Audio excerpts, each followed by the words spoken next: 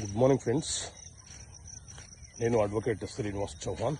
మిత్రులారా, చాలామంది క్లయింట్స్ ఆఫీస్కి వచ్చినప్పుడు అరుదుగా అడిగే ప్రశ్న ఏంటంటే, సార్ మేము కేసు ఫైల్ చేస్తే ప్రతి నెల కోర్టుకు రావాలా అని అడుగుతుంటారు.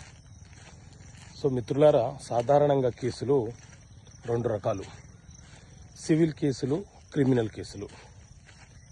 క్రిమినల్ కేసులు అనంటే మనం ఏదైనా ఒక నేరం చేసినట్లు ఎవరైనా మన మీద కంప్లైంట్ ఇస్తే పోలీసులు ఎఫ్ఐఆర్ చేసి ఆ ఎఫ్ఐఆర్ కాపీని కోర్టుకు పంపిస్తే కోర్టు మనకు సమన్ పంపిస్తుంది. అప్పటి నుంచి మనము ప్రతి వాయిదా కోర్టుకు హాజరు కావాలి, లేకపోతే అరెస్ట్ వారెంట్ ఇష్యూ అవుతుంది.